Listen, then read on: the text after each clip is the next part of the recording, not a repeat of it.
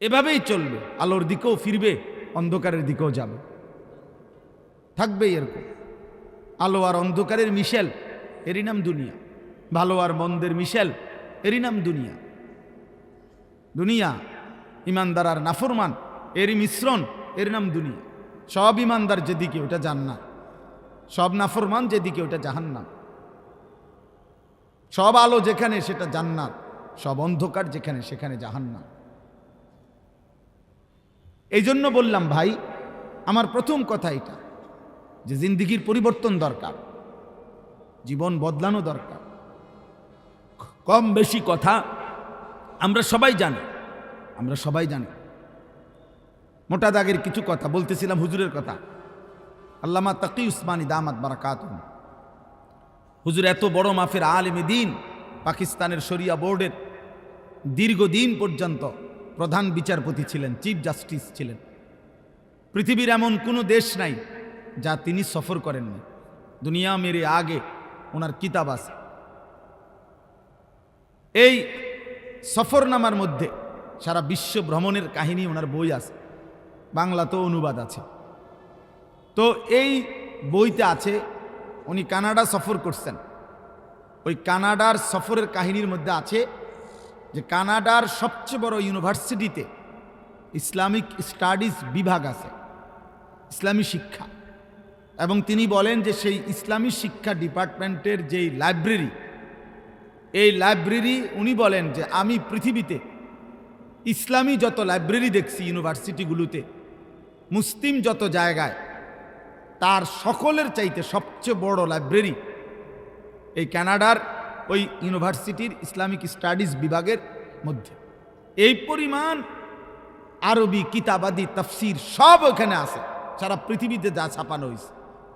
তিনি বলেন যারা সেখানে পড়তেছে ওদের বিষয় হলো এই ধর্মতত্ত্ব, মানে তারা ইসলামও এবং অন্যান্য ধর্মের মধ্যেও আপনার তুলনামূলক বিশ্লেষণ পড়ে। তো এই পড়তেছে যিনি ইসলামের উপরে, উনি বলেন আমি ক্লাসে গেলাম ইসলামিক স্টাডিজের, সেখানে গিয়ে দেখলাম ইসলামের উপরে অসাধারণ লেকচার দিচ্ছে, অসাধারণ বক্তব্য দিচ্ছে, দলিল ভিত্তিক। কিন্তু তিনি বলেন সেখানে দেখলাম আমি স্পষ্ট যিনি শিক্ষক, যিনি পড়াচ্ছেন তিনিও খ্রিস্টান, যে ছাত্রছাত্রী পড়া শুনতেছে তারাও সম্পূর্ণ খ্রিস্টান।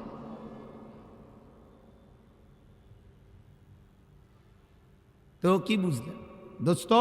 এটুকু ভালো কথা বলা, কিছু বক্তৃতা মারা, লেকচার দেওয়া, 4টা পয়েন্ট 5টা দলিল, কিছু দলিল ভিত্তিক তাত্ত্বিক কিছু কথা বলা, এটা তো একটা চ্যাপ্টার লিখে নিলেই হলো, এটা মুখস্থ করে নিলেই হলো। কিন্তু নিজের জীবনে বাস্তবায়ন করা এটা ভিন্ন কিছু, এটা ভিন্ন কিছু। এটা AI শরীফরে কইলেও আপনারা ঠিক করে দিব। অনলাইনের আপনি যেই AI, আপনি ওরেও যদি বলেন যে আমি একটা লেকচার দেবো আগামীকাল সকাল 10টায় একটা প্রোগ্রামে, আমার জন্য তুমি এটা রেডি করে দাও এই বিষয়ের উপরে, সে দেখবেন মহাজ্ঞানী, মহাজ্ঞানী, মহাজ্ঞানী। এটার উপরে সে যতক্ষণ আপনার তথ্য দিতেই থাকবে, দিয়ে আবার লাস্টে আবার বলবে মানে আমি এটা দেব কি আপনাকে, ওইটা দেব কি। তাইলে এতটুকু রেফারেন্স, উদ্ধৃতি, বক্তৃতা, লেকচার, চমৎকার উপস্থাপনা, দলিল ভিত্তিক কথা, এই সব কিছু এক বিষয়। আর জীবনে ঈমান আমল তৈরি করা, জিন্দিগিটা বদলানো, বা এটা ভিন্ন বিষয়। আমাদের মিশরের একজন বিশ্ববিখ্যাত ইসলামী স্কলার, চিন্তাবিদ, গবেষক এবং অনেক বড় বুজুর্গ একজন মানুষ আছেন, যিনি একাধারে ডাক্তার এবং একজন ইসলামী চিন্তাবিদ, ডক্টর রাগিব সারজানি। উনি বলছেন, ওনার একটা বই আছে, এই বইটার বাংলা অনুবাদ হয়েছে ফজর আর করব না কাজা, বইটার নাম। এই বইটা আছে, উনি বলেন আমি ওনার অঞ্চলে এক জায়গায় যে আমি একজন লেকচারারের ইসলামের উপরে এবং চমৎকার লেকচার শুনছি একটা সেমিনারে গিয়ে, যে আমরা অতিথি ছিলাম, উনিও আমরাও। তো ওই অতিথি হিসাবে 3 দিন পর্যন্ত আমরা ওইখানে ছিলাম। ওনার লেকচারে আমি মুগ্ধ হয়েছি, কিন্তু 3 দিন পর পর ফজরের নামাজ তিনি বলেন আমি মসজিদের জামাতে পড়ছি, কিন্তু ওই ভদ্রলোককে যিনি চমৎকার ইসলামের উপরে তাত্ত্বিক দলিল ভিত্তিক এমন হৃদয়গ্রাহী বক্তব্য দিছেন, কিন্তু আমি 3 দিনের একদিনও ফজরের নামাজের জামাতে উনাকে দেখি নাই। তৃতীয় দিন পরে চতুর্থ দিন আমি ওনার কাছে গিয়ে ভাবছি উনি কোনো অসুস্থ কিনা, শারীরিকভাবে কোনো পেরেশানি আছে কিনা। এই জন্য বলছি যে দেখা করতে গেছি। দেখা করতে গিয়ে এরপরে ওনাকে বলছি, হজরত জনাব আপনি নিশ্চয়ই কোনো পেরেশানিতে আছেন বা অসুস্থতায় আছেন, আপনাকে ফজরের নামাজে পরপর 3 দিন দেখলাম না, এই জন্য আপনার খোঁজ নিতে আসছি। তখন উনি বলছেন ওই ডাক্তার সাহেবকে, আসলে ডাক্তার সাহেব আমাকে তো প্রতিদিন অনেকগুলো প্রোগ্রামে যেতে হয়, রাত গভীর পর্যন্ত আমাকে জাগতে হয়, জানিনি তো আল্লাহ গাফুরুর রাহিম। মানে কি আল্লাহ গাফুরুর রাহিম? মানে ফজরের নামাজ পড়ে না, বোঝেন নাই কথাটা? ফজরের নামাজ কি পড়ে না, কি বুঝাইলেন? এই জন্য বুঝাইছে আর কি যে আল্লাহ গাফুরুর রাহিম, আল্লাহ ওনারে মাফ করে দেবে। আল্লাহ ওনারে বলছে যে তোমার ব্যাপারটা আলাদা, তোমার তো আমি চিনি, আলাদা, তুমি একজন বিশিষ্ট লেকচারার, তো তুমি বাদ দাও, তোমারটা আলাদা। এটা গুরুত্বপূর্ণ আমার ভাই, এটা বুঝতে চেষ্টা করে। প্রতিটা ওয়াজ, প্রতিটা মাহফিল, আপনারা অনেক সময় বলেন যে হুজুররা কেবল আসমানের উপরের কথা, কবরের কথা, আখেরাতের কথা আর মাটির তলের কথা নিয়ে ব্যস্ত হয়ে আছে। আরে ভাইয়া, এটুকু ব্যস্ততাই তো অনেকের মধ্যে নাই, বাকি ব্যস্ততা তো আছেই। একটা অটো ঠিক করে দেওয়ার জন্য তো মিস্ত্রির অভাব নাই, একটা সিএনজি ঠিক করে দেওয়ার মতো মিস্ত্রির তো আব্বা অভাব নাই।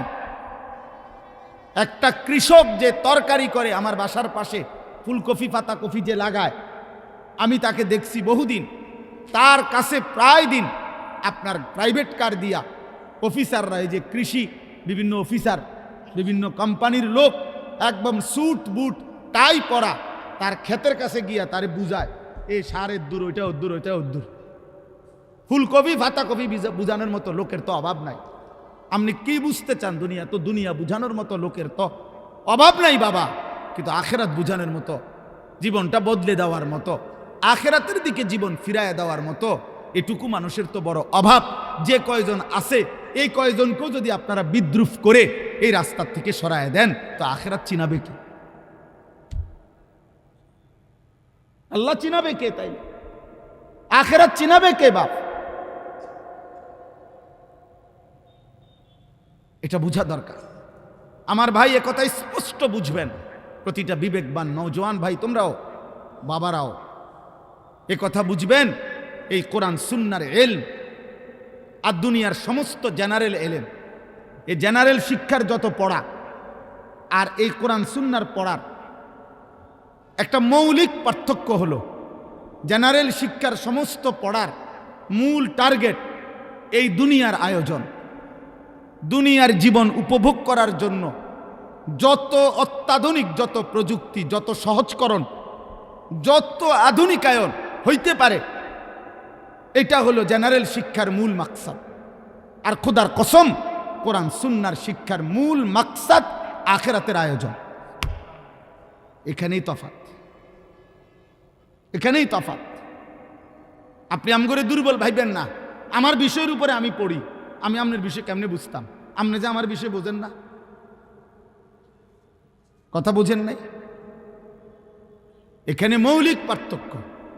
ভোগের এই দুনিয়া যত আধুনিক, যত মজাদার ভাবে জীবন উপভোগ করা যায়, এটা হলো বস্তুবাদী দুনিয়ার, এই আধুনিক দুনিয়ার স্লোগান। গোটা ইউরোপের সমস্ত পড়ালেখা, গোটা ইউরোপের সমস্ত মেশিনারি, সমস্ত গবেষণার সব কিছুই হলো এই প্রথম আসমানের নিচে মাটির উপরের এটুকু আয়োজন। আর কোরআন সুন্নাহর মূল আয়োজন আখিরাতের আয়োজন। এখানেই মৌলিকত্ব, পার্থক্য। এজন্য এক হবে না কোনোদিনও, কোনোদিনও না। ইসরাফিলের ফু পর্যন্ত না, কোনোদিনও না। আপনি পদার্থ জীববিজ্ঞানের শতভাগ কোরআনের মতো বানাইতে পারতেন না, আর কোরআন সুন্নাহর ইলমকে আপনি পদার্থ জীববিজ্ঞান বানাইতে পারতেন না। এখানে মৌলিকত্ব ভিন্ন, এখানে চিন্তাধারাটাই ভিন্ন। আমি যাচ্ছি ঢাকার দিকে, আপনি যাইতেছেন চিটাঙের দিকে। তা আমরা আগামী 300 ঘন্টা পরেও আমরা এক হবো কেভাবে? আপনি গেছেন গা চিটাগাং, আপনি গেলে সামনে আগাইলে কক্সবাজার যাবেন, আমি সামনে আগাইলে হয়তো ফরিদপুর যাব, নয়তো উত্তরবঙ্গ যাব। আমরা তো দুইজন চলছি দুই দিকে, দুইজন চলছি দুই দিকে। এরপরে দেখেন জীবন, দুনিয়া, এই দুনিয়ার সব কিছু আল্লাহই সৃষ্টি করেছেন, আল্লাহই সৃষ্টি করেছেন। আবার আখেরাত আল্লাহই বলেছেন। কিন্তু কোরআন এবং সুন্নাহর মধ্যে শত শত আয়াত, নবীজির শত শত হাদিসের মধ্যে দুনিয়া এবং দুনিয়ার জীবনটাকে আল্লাহ তাআলা এবং তার নবী সাল্লাল্লাহু আলাইহি সাল্লাম একদম তুচ্ছ, হেয়, হীন করে তুলে ধরেছেন। কোরআন দুনিয়াকে একদম তুচ্ছ করে তুলে ধরছে, আখেরাতকে অনেক মহান করে তুলে ধরছে। রাসূলুল্লাহ সাল্লাল্লাহু আলাইহি সাল্লামের হাদিস দুনিয়াকে একদম তুচ্ছ করে তুলে ধরছে, আখেরাতকে অনেক মহান করে তুলে ধরছে।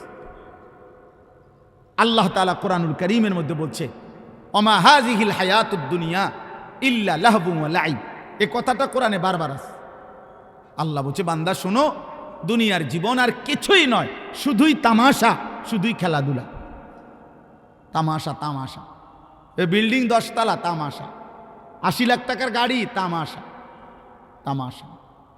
10টা ফ্যাক্টরি, তামাশা, তামাশা। সাজগুজ, এই ফ্যাশন, এই রূপচর্চা। হায় নওজোয়ান, তুমি তোমার দেহ চর্চা করছো, কতভাবে চুল ফিরাইলা, কত প্রসাধনী ব্যবহার করলা, নিজের শরীরের ফিটনেস ধরে রাখার জন্য কত আয়োজনই করলা। আল্লাহর কসম নওজোয়ান, সেদিন খুব সামনে, যেদিন তোমার দেহের প্রতিটা অঙ্গ তোমার বিরুদ্ধে সাক্ষ্য দেবে। ওয়াশাহিদা আলাইহিম সামউহুম ওয়া আবসারুহুম ওয়া জুলুদুহুম। আল্লাহ বলেন, কান, চোখ, ও জুলুদ মানে সমস্ত চামড়া, সারা দেহের চামড়া। আল্লাহ তাআলা বলছে, বান্দা তোমাদের কর্মকাণ্ড সম্পর্কে আমি আল্লাহর সামনে সাক্ষ্য দেব, সাক্ষ্য দেবে। আল্লাহ তাআলা বলছে, ইন্নামা বাগিয়ুকুম আলা আনফুসিকুম।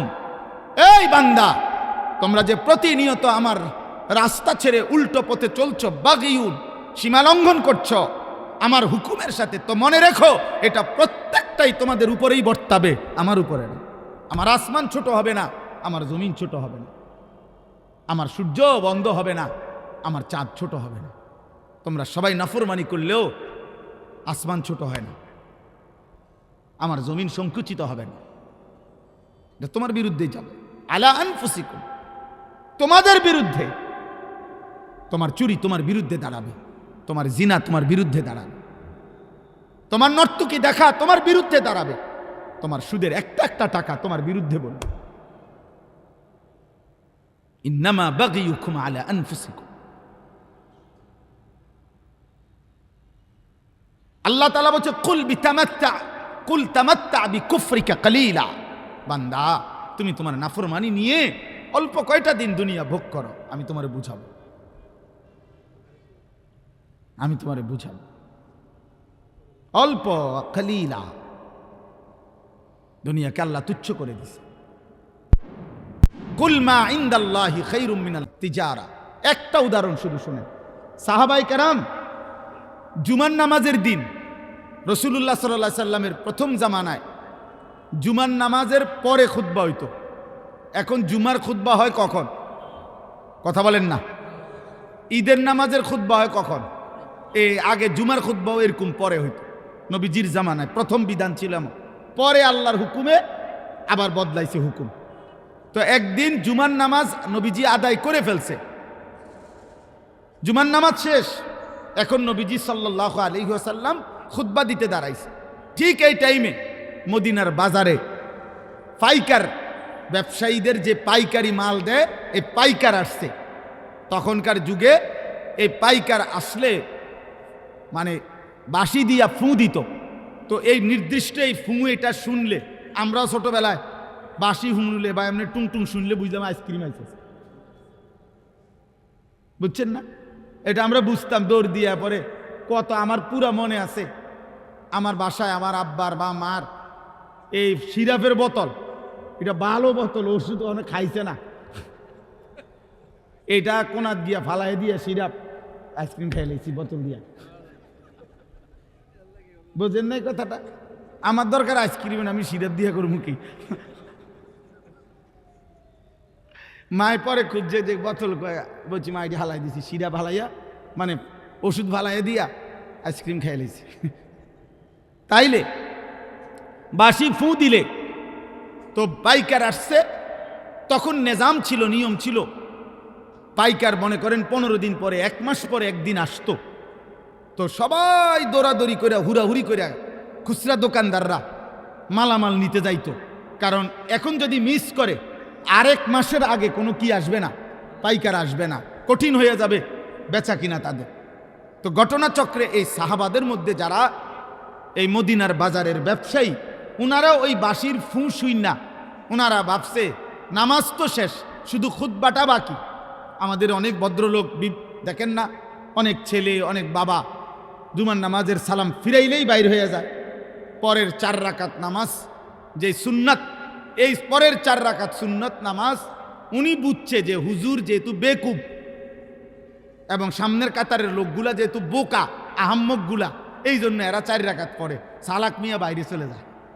আচ্ছা, আমনে সালাকি নিয়ে আমনে যান, আল্লাহ ভরসা, গিয়া বাতে তো খান, আমরা বাতে খাই, জুমার পরে কোনো আমরা চিরা খাই না, এটা মনে, আমরা কোনো বন খাই না, আমরা বাতে খাই। আল্লাহর রহমতে আশা করি আমনেতে ভালোই খাই। হ্যাঁ, না উনারে শয়তানে কামড়ায়, ইবলিসে উনারে কামড়ায়, উনারে কিরমিয়ে কামড়ায়, উনি সাথে সাথে বাইর হয়ে যায়। বোকা মানুষ বেটা, কি বুঝাইতে চাইছেন? ইমাম সাহেব বেওকুফ, ইমাম সাহেবের বাপের কান থেকে 4 রাকাত নামাজ আনছে, এটা যদি কোনো কোরআন সুন্নাহ অনুমোদিত না হয়, এটা রাসূলুল্লাহ সাল্লাল্লাহু আলাইহি সাল্লাম সাহাবায়ে কেরাম যদি না পড়তেন, তো এটা ইমাম সাহেব বছরের পর বছর একটি ভুল বেহুদা জিনিস পড়ে, এটা তা আপনার বিবেকে ধরে না? এটা আপনি বের হবেন কেন মিয়া? কেন খামখেয়ালি করবেন? জুমার নামাজ কি 2 রাকাত? কথা বলেন, জুমার নামাজ 2 রাকাত, তাইলে 2 রাকাত পড়বেন কেন? আল্লাহ আমাদেরকে বুঝ দান করেন। চলেন তো, এই সাহাবীরা, এই যাদের কথা বলতেছিলাম, উনারা করছেন কি, ওই বাঁশির আওয়াজ শুনে, খুতবা না শুনে চলে গেছেন। ওনাদের হিসাব হইল পরে তো আর মাল পাইতাম না, কষ্ট হয়ে যাবে, তাইলে তো ব্যবসা ক্ষতি হয়ে যাবে। শুধু তারা গিয়া মাল কিনছে। খোদার কসম, কোরআন শরীফের মধ্যে আল্লাহ তাআলা একটা পূর্ণাঙ্গ সূরা নাজিল করছে, সূরা জুমআ, এবং ওই সূরার মধ্যে লাস্ট আয়াতে আল্লাহ নিজে বলছে, ওয়া ইযা রাআউ তিজারাতান আও লাহওয়ান ফাদ্দু ইলাইহা ওয়া তারাকুকা কাইমা। আল্লাহ অবাক হয়ে গেছে, আল্লাহ বলতেছে, বন্ধু হায় হায়, আপনার সাহাবীরা এটা কামটা করলো কি? তারা তাদের এই ব্যবসা, এই কথার সাথে আল্লাহ একটা শব্দ ব্যবহার করছে, আও লাহওয়ান, তারা তাদের এই ফালতু দুনিয়ার জন্য আপনার এই খুতবা ছেড়ে দিল আর আপনাকে দাঁড়ানো অবস্থায় রেখে চলে গেল। হায় হায়, কামটা করলো কি? কাজটা করলো কি? এরা গেল কেন? আল্লাহ রীতিমতো অবাক হয়ে গেছে। মহান আল্লাহ বলেন, বন্ধু কাজটা করলো কি? ও তারাকুকা কাইমা, আপনাকে খুতবা অবস্থায় রেখে চলে গেল। কিসের জন্য গেল? ব্যবসা। আও লাহওয়ান, এই তামসা, এই আল্লাহ বলছে তামাশা। সাহাবায়ে কেরাম ফুটবল খেলতে গেছিল, কথা বলে না? সাহাবায়ে কেরাম ফুটবল খেলতে গেছিল, সাহাবায়ে কেরাম মোবাইল টিপতে গেছিল। আপনার মনে হয় এটা? সাহাবায়ে কেরাম কোনো ফালতু কাজে গেছিল? বিয়ের দাওয়াতে গেছিল? তাইলে হালাল ব্যবসা, এমনও তো না হারাম ব্যবসা, এটা ওনাদের হালাল ব্যবসার কাজে গেছে। আল্লাহ তাআলা বলছে, হায় হায় হায় হায়, করলা কি? খুতবা ছেড়ে দিয়ে, রসুলের জবান থেকে খুতবা শোনা বন্ধ করে দিয়ে তোমরা তোমাদের এই তামাশায় চলে গেলা, তোমাদের ব্যবসা করতে চলে গেলা। এবার আল্লাহ বলেন, কুল, হে নবী আপনি বলে দেন ওদেরকে, মা ইনদাল্লাহ খায়রুম মিনাল লাহবি ওয়া মিনাত তিজারা। এই খুতবা শুনলে তোমরা যেই নেকি আল্লাহর কাছ থেকে পাইতা, আল্লাহ বলে, খোদার কসম বান্দা, তোমাদের এই 1000 লক্ষ কোটির ব্যবসা এবং তামাম দুনিয়ার এই তামসার চাইতে খুতবার দ্বারা আল্লাহ যা দিত তা অনেক ঊর্ধ্বে, অনেক ঊর্ধ্বে, অনেক ঊর্ধ্বে। ভুল করলা তোমরা, ভুল করলা। কেন খুতবা শোনা ছেড়ে দিলা? কি বলেন, নামাজ ছেড়ে দিছে? কি ছেড়ে দিছে? এটা যদি আল্লাহ তাআলা সাহাবায়ে কেরামের এতটা অপছন্দ করে, তাহলে আমাদের 365 দিন খোদার এক বছরে, বলো না যুবক, আজ কত দিন হয়? 365 দিনের এক বছরে কোনো দিন ফজরের নামাজ পড়তে পারলা না। আয় দুর্ভাগা, বদনসিব। এমন মুসলমান কেমনে হইলি? এমন মুসলমান কেমনে হইলি? এমন নাফরমান কেমনে হইলি বাপ? 365 দিনে খোদার এক বছরে একদিনও মনে পড়ে না? ভোরের আলো তোমারে কোনোদিন দেখবে না? সুবহে সাদিক তোমাকে কোনোদিন দেখবে না? ভোরের মুয়াজ্জিন তোমাকে কোনোদিন দেখবে না? আহা আহা, 5 ওয়াক্ত নামাজ দিনের পর দিন যাদের ছুটে যায়, কি কারণে ছুটে যায়? বলেন না আব্বা, কি কারণে ছুটে যায়? কি কারণে ছুটে যায়? কি দোকানদারি করে লাইছেন এক একজন, কি দুনিয়া উল্টাইছে জানি না। আপনাকে কার ঘরে কি আছে মিয়া? সোফা এক সেটের বেশি তো বেশিরভাগ ঘরে 2 সেট সোফা নাই। এটা তো আমার ঘরেও আছে মিয়া। কি বেশি কামাই করে ফেলছেন দুনিয়া মিয়া? হ্যাঁ, এক সেট সোফা, একটা ডাইনিং টেবিল, 6টা চেয়ার, 2টা খাট, 2টা আলমারি, বাথরুম 2টা, বদনা, বালতি, জগ, মগ, কাঁচের প্লেট, নুনের বাড়ি, আর কি তা? কি ফার্নিচার এগুলো? আমি এটুকু ফালতু জিনিসের জন্য এত মিথ্যা বললেন, এত টাকা সুদ খান, 30 বছর ধরে সুদের চাকরি করেন, 30 বছর ধরে অবৈধ উপার্জন করেন। আরে হারামখোর, তোর লোভ কোনোদিন শেষ হবে না। খোদার কসম, তোর অভাবও কোনোদিন শেষ হবে না। এই কিস্তি চলতে চলতে, সুদ চলতে চলতে, লোন চলতে চলতে কবরে চলে যাইবা, আর আখিরাতে জাহান্নাম ছাড়া আর কিছুই মিলবে না বেটা। কেউ মাতবরি করেন না, আমিও না, আপনিও না। কোন নাফরমান, কোন পাপী, কোন বেনামাজি, কোন চরিত্রহীন যুবক, নারী দেখো, ছবি দেখো, উলঙ্গ দৃশ্য দেখো, জিনা যে বিচারের দৃশ্য দেখো, হারাম ছবিতে পড়ে থাকো, মোবাইলের উশৃঙ্খলার উলঙ্গতায় পড়ে থাকো, যুবক নিজেকে চালাক মনে করিস না বাপ। তুই এই সমাজের দুশ্মন, তুই এই জাতির কলঙ্ক। চরিত্রহীন যুবক, তুমি মায়ের অপমান, তুমি বাবার লজ্জা, তুমি ইসলামের অপমান, তুমি আল্লাহর নাফরমান, তুমি রসুলের দুশ্মন। পৃথিবী তোমারে মনে রাখবে না। এ বাতে খাইতে পারবা, দুনিয়াই ভোগ করবা, বেডি সেবার, নারী সেবা, শরীর নাপাক করবা, নষ্ট করবা, অবৈধ বীর্যপাত হবে, হারাম বীর্যপাত, খালাস, আর কিছু হবে না। দুনিয়া মনে রাখবে না বাপ। শহীদ শরীফ ওসমান হাদি, এই ইমানদার যুবক রহমতুল্লাহ আলাই, আমি আজকে তার কবর জিয়ারত করে আসছি। তো এই ইমানদার যুবক, আমার মাটির এই সাহসী সন্তান, এই ইমানদার যুবক প্রমাণ করেছে একই সাথে ঈমান এবং দেশপ্রেম একসাথ করে শুক্রবার জুমার নামাজ পড়ে গুলিবিদ্ধ হয়ে মহান আল্লাহর কাছে নিজেকে পেশ করছে। আল্লাহ বলছে, হাদি, তোর প্রতি ফোঁটা রক্তের বিনিময়ে আমি লক্ষ কোটি মানুষের চোখের পানি ঝরাইয়া দিলাম।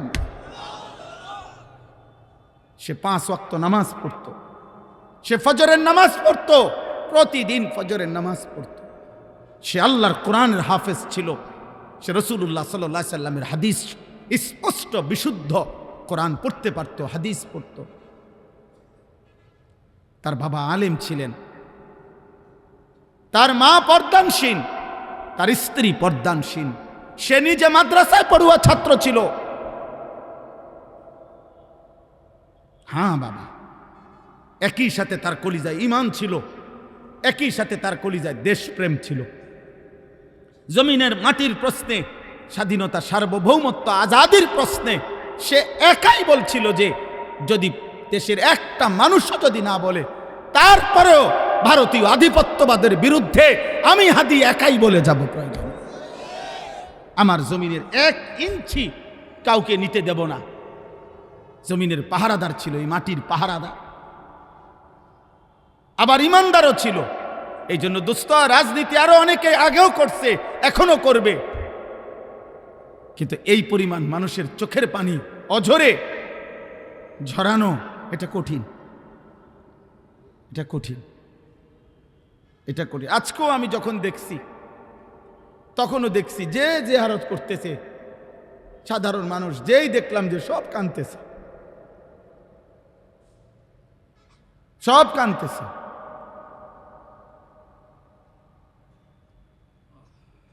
এই জন্য কিশোর ভাই, যুবক, নওজোয়ান, মরলে এমন মরাই মইর।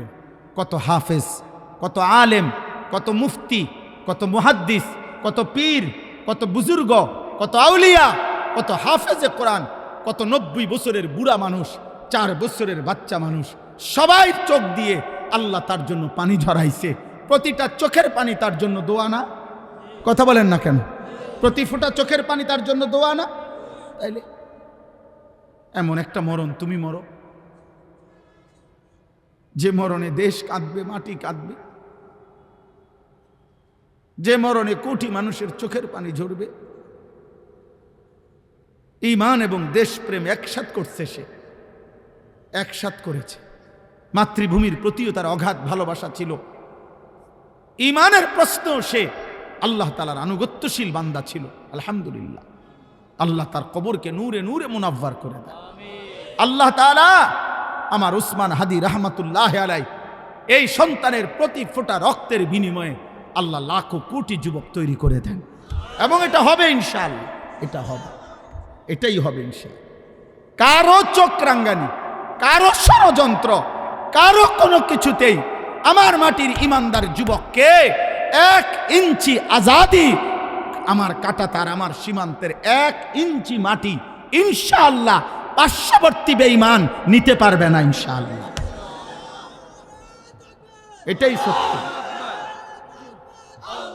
কোনো সন্দেহ নাই। মনে রাখো যুবক, তুমি প্রয়োজনে লড়বে না, কিন্তু ইমানদার যুবক লড়বে, তুমি দেখো। এজন্য তোমরা, আমি অনুরোধ করছি, কিশোর যুবক ছেলেরা, নারী দেখতে দেখতে, ছবি দেখতে দেখতে, উলঙ্গ দৃশ্য দেখতে দেখতে, আরে বেটা, চটপটি খাইতে খাইতে 8 ঘন্টা শেষ করিস না বেটা। একটা চটপটি খাইছে বেটা, বন্ধুদের সাথে আড্ডা দিছে 8 ঘন্টা। এই 8 ঘন্টা কি করছে অপদার্থ বলতে পারবে না কি করছে। কিরে ভাই, কি করছে ততক্ষণ? আড্ডা দিছি। আর কি আড্ডা দিস? আড্ডা দিছি, নারী দেখছি, মোবাইলে ছবি দেখছি, তার ফাঁসাত লাথি দিছি, তার শার্ট টাইনা ধরছে, তারে ঘুষি দিয়া লাইছে, ওই তোর চুল ধরে টান মারছে। কি রে এরম করস? আমরা ফ্রেন্ড, তো ফ্রেন্ডে বুঝি আরেক ফ্রেন্ডের লাথি দেয়, তো দুইটাই তো অপদার্থ ফ্রেন্ড, দুটাই তো প্লাস্টিক। এটা কোন ধরনের ফ্রেন্ড হইল? একটা আরেকটা লাথি দাও,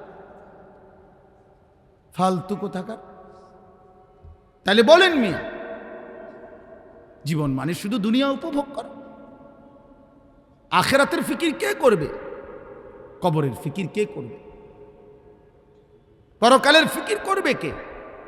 এই জন্য আমি আপনাদের কাছে বলি, আমার মূল বক্তব্য এটা, আমাদের কোরআন সুন্নাহ ইসলাম, আমাদের নবীর মেহনত, ওলামায়ে কেরামের মেহনত, এই ওয়াজ, এই মাহফিল, এই জুমার বয়ান, এই সমস্ত আয়োজনের মূল মাকসাদ আখিরাতের আয়োজন।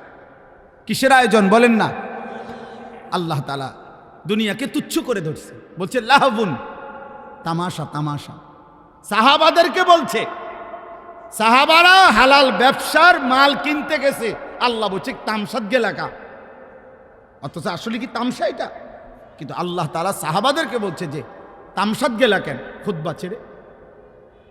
দুনিয়াকে আল্লাহ বলছে তামাশা। নবী সাল্লাল্লাহু আলাইহি ওয়াসাল্লাম বলছেন, একদিন নবীজি সাল্লাল্লাহু আলাইহি ওয়াসাল্লাম একটা কান কাটা মরা ছাগল, কান কাটা মরা ছাগল সাহাবাদেরকে দেখাইয়া বলছে, তোমরা কেউ আমার থেকে 1 দিরহাম 1 টাকা মূল্যে এই কান কাটা মরা ছাগলটি কিনবা? তো সাহাবারা বলছে, লা নাখুযু হাযা বিদিরহামিন, ইয়া রাসূলুল্লাহ, 1 টাকা মূল্যেও, মানে 1 দিরহাম মূল্যেও আমরা এটা কিনবো না। এটা কিনতাম কিনবো? এটা তো কান কাটা মরা, এটা দিয়ে আমি করবো কি? আল্লাহ নবী সাল্লাল্লাহু আলাইহি ওয়াসাল্লাম বলেন, মুসলিম শরীফের হাদিস, নবীজি বলেন, ফাওয়াল্লাহি লাদ দুনিয়া আহওয়ানু ইনদাল্লাহ মিন হাযা আলাইকুম। আল্লাহর কসম সাহাবীরা, এই কান কাটা মরা ছাগল তোমাদের কাছে যতটা নিকৃষ্ট, খোদার কসম আল্লাহর কাছে দুনিয়াটা তার চাইতে বেশি নিকৃষ্ট। এটা মালিকের কাছে কিছুই না, কিছুই না, কিছুই না, কিছুই না। আমরা এক একজনে মানে এ বিল্ডিং একখানার গদ্দুয়ার গদ্দুর কইরা বাপসা কথা কয়, যে কি মুখ দিয়া কয় না নাক দিয়া কয় বোঝা যায় না। মাত বুড়ি কয়, কি বিল্ডিং করছেন মিয়া? 6 তলা বিল্ডিং। ইউরোপ আমেরিকার মধ্যে 6 তলা বিল্ডিং এর মধ্যে তো ছাগলও ফালে না। দেখেন মিয়া কি আমি এই 70-80 লাখ টাকা দামের এসব প্রাইভেট কার দিয়া জাপানে ঘাস টানে। আপনি জিজ্ঞাসা করেন, আমি জিজ্ঞাইছি, ছাগলের ঘাস টানে, ঘাস টানে এগুলা। এরা কয়েকদিন চালাই দিয়ে হালাই দিলে এরপরে আমরা দেশে কয়েকগুলো একেবারে 1 নম্বর গাড়ি। কি এটা না? হ্যাঁ, তো এইটা কি জহির ভাই কনে 26,000 মাইলেজ 28,000 মাইলেজ, মানে এরা কয়েকদিন চালাই হালাই দিচ্ছে এটারে, যা ফালতু জিনিস ফালা। এইটাই আমাদের দেশের সবচেয়ে ব্র্যান্ডে বিশাল কিছু, ওটা ওরা ফালাই দিছে, ফালাই। আমার একজন পরিচিত আছে, উনি বলছে অস্ট্রেলিয়া থাকে উনি। আমি ওনারে জিজ্ঞাসা করছি, আপনি কি করেন অস্ট্রেলিয়া? বলছে হুজুর আমি হেলিকপ্টার দিয়ে সার দেই। কসম খোদা, হেলিকপ্টার দিয়ে কি দেয়? সার দেয়, সার।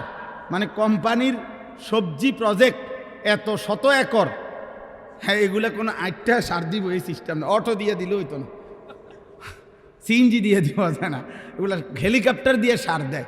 আমাদের বাংলাদেশে হেলিকপ্টার দিয়ে সার দিব কোন বছর? এই 12 তারিখের পরে। এই দোয়া করেন, 12 তারিখ নির্বাচন না, 12ই ফেব্রুয়ারি, 13-14 তারিখের দিকে ইনশাল্লাহ প্রত্যেকের ঘরে ঘরে হেলিকপ্টার পয়সা যাবে সার দেওয়ার জন্য। যেই বিবৃতি চলতেছে এক একজনের, সুবহানাল্লাহ, কি হয় বলা যায় না, কি হয়। শেষ পর্যন্ত আমরা যার যার দেশে থাকতে পারি কিনা, নাকি সকলেই একবারে বেডিং টেডিং নিয়ে চাঁদের দেশে বা মঙ্গল গ্রহে চলে যায় কিনা, সম্ভাবনা আছে। যেই আশ্বাস দিতেছে সবাই, মাশাআল্লাহ, আশা করা যায়, আশা করা যায় হয়তো চাঁদে বা মঙ্গলে আমরা গদ্দুয়ার করতে পারবো। আশা করি ব্যাপক উন্নতি হয়ে যাব দেশে, অনেক কিছু হইব। হ্যাঁ হ্যাঁ ইনশাআল্লাহ। তাইলে দুনিয়া তো বেঈমান আমাদের চাইতে বেশি ভোগ করছে। আমি বুঝাইতে চাচ্ছি এটা, ওরা তো হেলিকপ্টার দিয়ে সার দেয় আর আমরা তো এখনো অটোতে চলি। দুনিয়া হবে না বাপ, দুনিয়া নিয়ে তামাশা করলে মোমেন হবে না। ইমানদার দুনিয়া না, ইমানদারের আখিরাত। ওয়ালাদ-দারুল আখিরাতু খায়রুল লিল্লাযিনা ইয়াত্তাকুন আফালা তাকিলুন। আল্লাহ বলেন আখিরাতের ঘর জান্নাত মুত্তাকিদের জন্য, সেটাই উত্তম, তোমরা কি বুঝবে না? আল্লাহ বুঝে। কুল আউনাব্বিউকুম বিখাইরিম মিন যালিকুম। আল্লাহ বলেন নারীর সৌন্দর্য, সন্তানাদির আকর্ষণ, সম্পদের আকর্ষণ, জন্তু জানোয়ারের আকর্ষণ, ক্ষেত ফসলের আকর্ষণ, এগুলো সব আমি দিছি, আমি জুইয়িনা, আমি দিছি বান্দা, আমি দিছি। আল্লাহ বলেন এই দুনিয়ার এই সব আয়োজন যা আমি সাজিয়ে দিয়েছি তোমাদের জন্য, তার চাইতে উত্তমটা কি সেটা কি আমি তোমাদেরকে বলবো? আল্লাহ নিজে বলতেছে কুল আউনাব্বিউকুম, আমি কি বলবো তোমাদেরকে?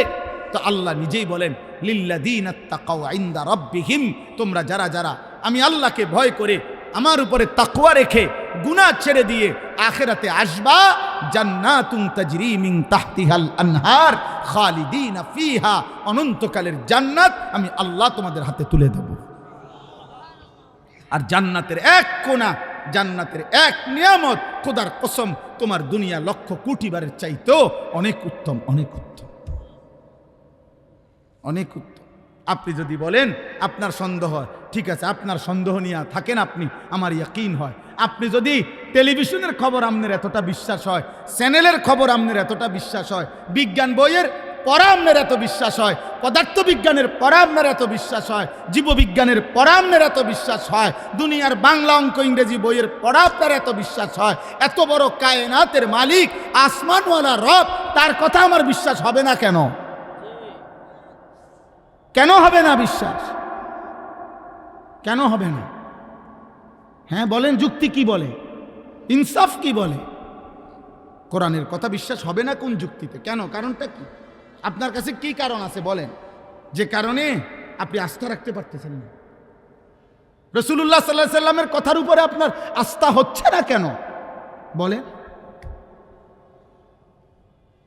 আমার শায়েখ আল্লামা মুফতি মুশতাকুন নবী কাসিমি হুজুর অনেক সময় এটা বলে, জিকিরের কথা, আল্লাহর জিকির বলতে বলতে ওয়াজে হুজুর অনেক সময় আবেগে জোশ উঠলে হুজুরে বলে যে, হে আল্লাহর বান্দারা, শ্রোতাদেরকে বলে যে, দেখেন আমি আপনাদেরকে এতক্ষণ বললাম যে আল্লাহকে ডাকেন, আল্লাহকে ডাকেন, আল্লাহকে ডাকেন।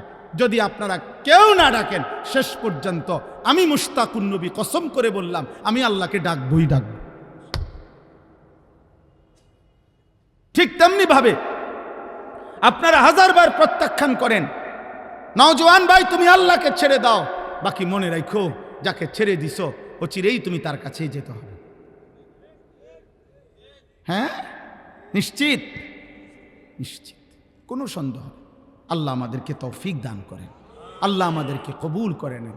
শেষ আমার ওয়াজ, আমার মূল বক্তব্যের কথাই আপনার কাছে, আমার কাছে, কিশোর ভাই, যুবক ভাই, বয়স্ক বাবা, অনেক বুঝমান আমার অনেক ঘনিষ্ঠ মানুষ আছেন এখানে আপনারা, এবং পর্দার আড়ালের মা বোন, প্রত্যেকের কাছে আমাদের মুসলমান, আমরা আমাদের পরিচয় আমরা মুসলিম।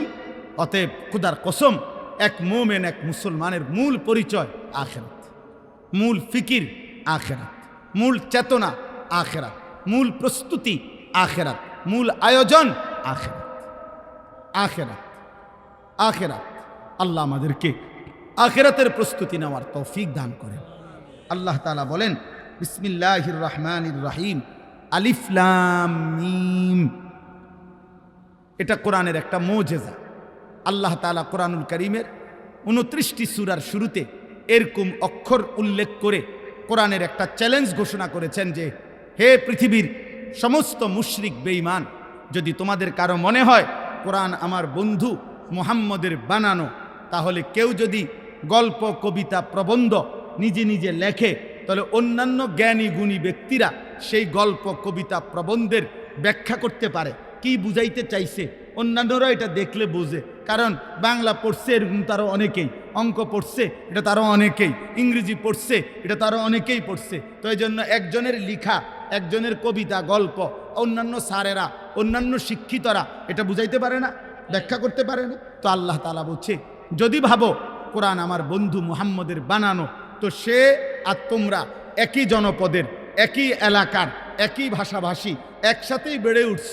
অতএব তার বানানো এই কথা তো তোমরাও ইচ্ছা করলে ব্যাখ্যা করতে পারবা, বুঝাইয়া বলতে পারবা। তাহলে মুহাম্মদের বানানো আলিফ লাম মিম এই 3 অক্ষরের অর্থ কি? কও কও কও, তোমার আব্বারে ডাকো, তোমার 14 গোষ্ঠীরে ডাকো, যা কও এটার অর্থ কি? এরকম 29টা সূরার শুরুতে আল্লাহ তাআলা এমন আয়াত নাজিল করেছেন, একবারও বলতে পারে নাই, আজও বলতে পারে নাই। অতএব প্রতিবার প্রমাণিত কোরআন আল্লাহর কালাম। ফালায়ালামান্নাল্লাহুল্লাযীনা সাদাকু ওয়া লায়ালামান্নাল কাযিবিন। أم حسب الذين يعملون السيئات أن يسبقونا ساء ما يحكمون من كان يرجو لقاء الله فإن أجل الله لآت وهو السميع العليم صدق الله مولانا العظيم وقال نبينا صلى الله عليه وسلم إن الدنيا حلوة خضرا وإن الله مستخلفكم فيها فينظر كيف تعملون فاتقوا الدنيا واتقوا النساء اللهم صل على محمد وعلى آل محمد كما صليت على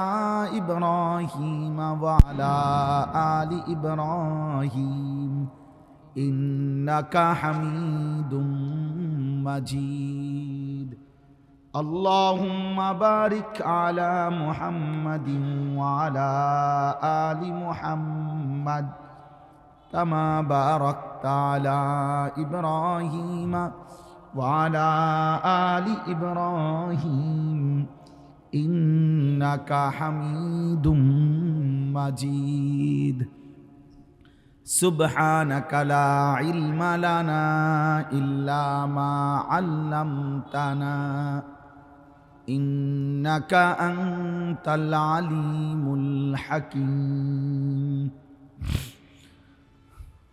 الحمد لله আল্লাহ পাক রব্বুল ইজ্জত জুল জালাল ওয়াল ইকরামের ফজল করম রব্বুল আলামিনের অপরিসীম ইহসান মেহেরবানি দয়া আল্লাহ তাআলা আমাদেরকে আজ 27 ডিসেম্বর 2025 রোজ শনিবার কুমিল্লা ক্যান্টনমেন্ট নিশ্চিন্তপুর দারুল উলুম আল আমিন মাদ্রাসা ও খাদিজাতুল কুবরা রাদিয়াল্লাহু তাআলা আনহা বালিকা মাদ্রাসার উদ্যোগে আজকের এই 10ম বার্ষিক তাফসিরুল কোরআন মাহফিলে আল্লাহ তাআলাই আমাদেরকে আসবার বসবার আল্লাহর জন্যই জমা হওয়ার তৌফিক দান করেছেন আলহামদুলিল্লাহ। পবিত্র কোরআনুল কারীমের 20 নম্বর পারা 29 নম্বর সূরা, সূরাটির নাম সূরায়ে আনকাবুত। যেই সূরাটি আমি পড়েছি এই সূরার প্রথম 5টি আয়াত আমি তেলাওয়াত করেছি। একেবারে অল্প একটু সময় আপনাদের সামনে এই 5টি আয়াতকে সামনে রেখে সামান্য কিছু কথা আরজ করতে চাই। যে কয়েকজন ভাই আপনারা দাঁড়িয়ে আছেন, আমার একটা জিনিস আশ্চর্য লাগছে যে আপনাদের পরে ভিতরে আইসা অনেক লোক বসছেন, কিন্তু আপনাদের সামনে আমি যখন খুতবা পড়তেছিলাম তখন দেখছি এটা। তো একটা জিনিস ভালো লাগলো আর কি, যে পরে আইসা অনেকে জায়গা মিলল কিন্তু ওনারা আগে থাকতেই দাঁড়ায় রইল। এটা আমি খেয়াল করছি। এই জন্য এখন ওলামায়ে কেরাম দিনদারদের সাথে বসা এটাও জীবনের অনেক বড় সৌভাগ্য। বসা তো সব জায়গায় বসা হয়, কিন্তু প্রিয় মানুষদের সাথে বসা, গুণামুক্ত একটা পরিবেশে বসা। স্বাভাবিকভাবে এখানে কেউই বিড়ি সিগারেট খাচ্ছে না, এখানে এই মুহূর্তে কেউ মোবাইলে অশ্লীল ছবি দেখবে না, এখানে কেউ ইচ্ছে থাকলেও কোনো রকমের গালিগালাজ করবে না। তাহলে এটা নেক পরিবেশ, এটা মুবারক পরিবেশ, মুবারক মজলিস। নিঃসন্দেহে রাসূলুল্লাহ সাল্লাল্লাহু আলাইহি ওয়াসাল্লাম হাদিসে কুদসির মধ্যে বলেছেন, আল্লাহ তাআলা বলেন, আল্লাহর এই প্রিয় বান্দাদের মজলিসে, আল্লাহর নেক বান্দাদের বরকতে আল্লাহ কাউকে বঞ্চিত করে না, সকলকে মাফ করে। লা ইয়াশকা বিহিম জালিসুহুম, হাদিসের শব্দ এবং বিশুদ্ধ হাদিস। আল্লাহ তাআলা বলেন, আমার প্রিয় বান্দাদের মজলিস এমন যে এখানে কেউই বঞ্চিত হয়, বঞ্চিত হয়, প্রত্যেকেই আল্লাহর মাগফিরাত এবং রহমত লাভ করে। এই জন্য এরকম একটি মজমায় বসা, যেমন জুমার নামাজের বয়ান যখন হয়, মসজিদের যখন জামাত হয়, এরকম দিনই যখন কোনো মজমায় বসার সুযোগ হয়, এই কিছুক্ষণের বসা, এটার মধ্যেও আখিরাতের অনেক ফায়দা। রাসূলুল্লাহ সাল্লাল্লাহু আলাইহি ওয়াসাল্লাম বলছেন, মাসালুল জালিসিস সালিহ ওয়াল জালিসিস সু কাহামিলিল মিস্ক ওয়া নাফিখিল কির। নেক মানুষের সাহচর্য আর মন্দ লোকের সাহচর্য কিসের মতো? নবীজি বলেন, একটা আতর বিক্রেতার মতো আর একটা কামারের দোকানদারের মতো। নবীজি উদাহরণ দিচ্ছেন যে নেককারের সংস্পর্শে আতর বিক্রেতার মতো, কাহামিলিল মিস্ক, তিনটা ফায়দা আতর বিক্রেতার থেকে। এক, আতর বিক্রেতার কাছে গেলেই নাকের মধ্যে সুগন্ধি লাগবে। দুই, আতর বিক্রেতা না কিনলেও সামান্য পরিমাণ হলেও হাতের মধ্যে লাগায় দিবে। তিন, কিনে নিলে একবার ঘর পর্যন্ত সুগন্ধি পৌঁছে যাবে। তার মানে এখানে সুগন্ধি ছাড়া লসের কিছু নেই। কমপক্ষে নাকে তো সুগন্ধি ঘ্রাণ লাগে। তা আল্লাহ নবী সাল্লাল্লাহু আলাইহি ওয়াসাল্লাম বলছেন, উত্তম সঙ্গীর উদাহরণ এমন যে তার থেকে উপকারী উপকার। নেক মানুষের তাকিয়ে থাকাও বরকত।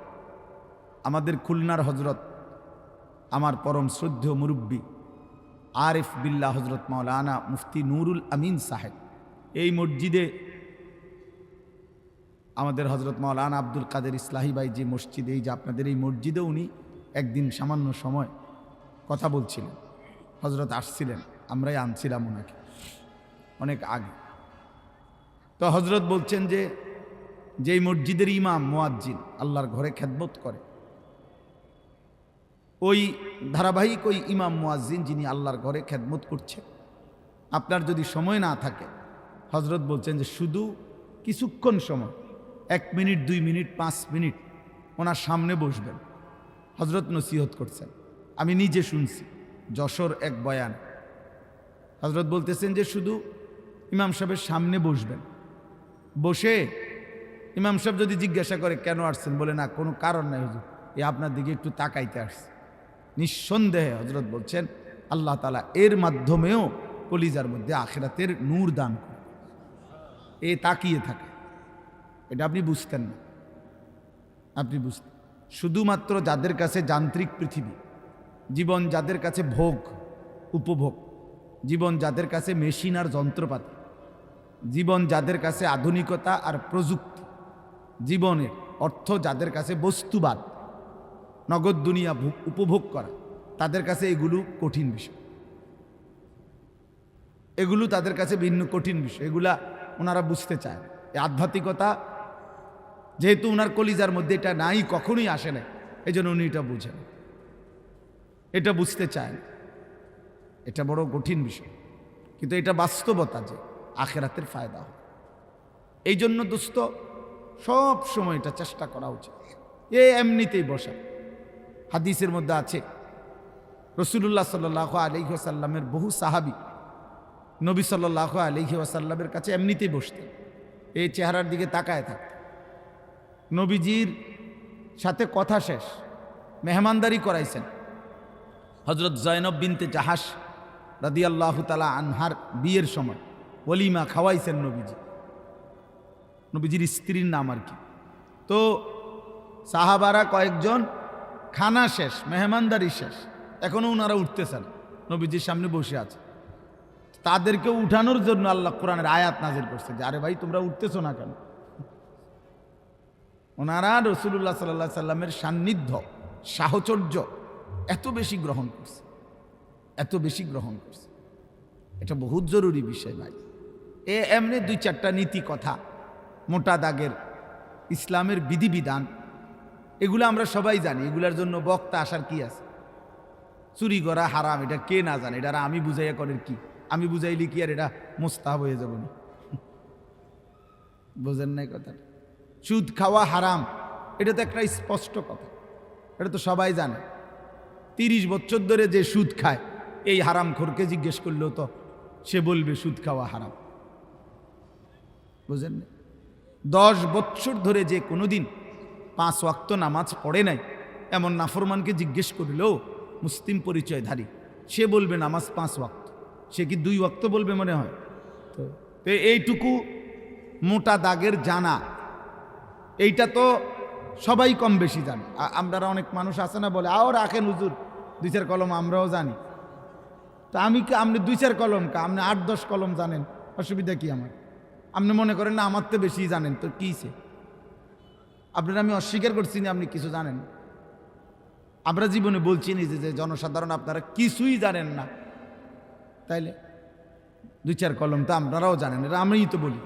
সবাই তো জানে, সবাই তো জানে, সবাই তো জানে। অনেক আপনার ইসলাম বিরোধী ব্যক্তি, ইহুদি, খ্রিস্টান, এমন অনেক পণ্ডিত আছে যারা কোরআন সুন্নাহর জ্ঞান অনেক জানে, অনেক গবেষণা করে, কিন্তু জীবনে আমলে পরিণত হওয়া, গ্রহণ করা, এটাকে নিজের জীবনে আনয়ন করা, এটা হলো মূল সার্থকতা, এটা হলো মূল লক্ষণীয় বিষয়। আমাদের পাকিস্তানের বিশ্ববিখ্যাত বুজুর্গ, সারা পৃথিবী বিখ্যাত আলেমে দ্বীন আল্লামা তাকি উসমানী দামাত বারাকাতুহুমুল আলিয়া, ওই ভাই এই আলো এটা বন্ধ করো ভাই, মোবাইলগুলোই বন্ধ করেন, হাতের মোবাইলগুলো নামাও ভাই, নামাও নামাও বেটা, ফালতু কোথাকার বেটা, একটা নজর তাকাইছুনি হুজুরের দিকে বেটা, মোবাইলের দিকেই তো তাকায় আছো। দুর্ভাগ্য মিয়া, কোনো মাহফিলে বসছে তো এখানেও এটা ধরে রাখছে, এটার দিয়ে তো তাকাইলা কার দিকে? মোবাইলের দিকে না তাকাইলা, ফায়দা পাইবা কই? তুমি কি কোনো হুজুরের দিকে তাকাইছো নি মিয়া? তুই তো মাঝখান দিয়ে ওয়ালে উঠাই দিলা, মাঝখানে এটা ওয়াল উঠাই দিল না তো, তারপরে তো মোবাইলের দিকেই তাকাইছিলেন, আপনি বুঝবেন কি? আপনার পরিবর্তন হবে কিভাবে? সারাক্ষণ, আমি আজকে একজনকে বললাম, আরে ভাই সারাক্ষণ শুধু পাবলিকের চিন্তা বাদ দেন, আপনি ভালো হন, নিজের ইসলার ফিকির করেন, নিজের আখিরাতের ফিকির করেন। মানুষের কল্যাণ জরুরি, নিজের কল্যাণ, নিজের পরিবর্তন সেটা তার চাইতে বেশি জরুরি। মানুষের কল্যাণ সাধ্যমতো, নিজের কল্যাণ পূর্ণ মতো। অর্থাৎ নিজের কল্যাণ বলতে এখানে বাত্তরকারী না, আমার ইমান, আমার আমল, আমার আখলাক, আমার আখেরাত, আমার হালাল হারাম, এটার মধ্যে শতভাগ পূর্ণ থাকতে হবে।